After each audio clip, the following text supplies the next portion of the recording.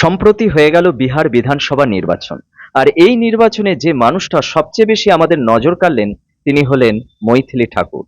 কেননা এই মৈথিলী ঠাকুর হলেন বিহারের বিধানসভা নির্বাচনে সবচেয়ে কনিষ্ঠা একজন এমএলএ।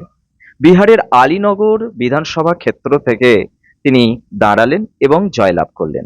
এবং ভারতবর্ষের যদি রাজনৈতিক ইতিহাস দেখা যায় তাহলে সুষমা স্বরাজের পর তিনিই হলেন দ্বিতীয় কনিষ্ঠা মহিলা একজন এমএলএ। এই যে মৈথিলী ঠাকুর, এই মৈথিলী ঠাকুর মাত্র 25 বছর বয়সে ভারতের রাজনীতিতে অংশগ্রহণ করলেন এবং জয়লাভ করলেন। তাছাড়া মৈথিলী ঠাকুরের আরো একটা বড় পরিচয় আছে। তিনি হলেন একজন বিখ্যাত সঙ্গীত শিল্পী এবং সম্প্রতি একজন প্লেব্যাক সিঙ্গার হিসাবেও তিনি যথেষ্ট নাম করেছেন। আর বিভিন্ন ভারতীয় ভাষায় তিনি গান গাইতে অত্যন্ত দক্ষ। যেমন হিন্দি, মারাঠি, মৈথিলি, আওয়াধি, এই যে ভাষাগুলো রয়েছে এবং এগুলো ছাড়াও যে আরো অন্যান্য ভাষা রয়েছে সেই ভাষাতেও তিনি গান গাইতে অত্যন্ত দক্ষ।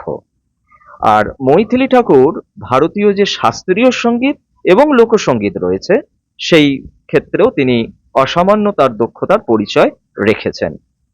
আর মৈথিলী ঠাকুর কিন্তু ভারতবর্ষের মহিলাদের একজন প্রেরণা হয়ে দাঁড়াবেন।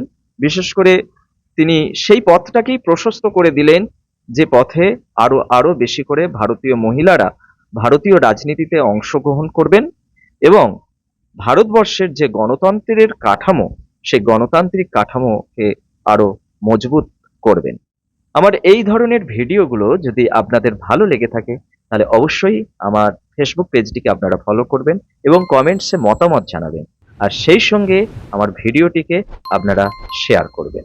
আর আপনি যদি আমার ইউটিউব চ্যানেল থেকে এই ধরনের ভিডিও দেখেন তাহলে আমার ইউটিউব চ্যানেলটিকে আপনারা সাবস্ক্রাইব করবেন। Thank you.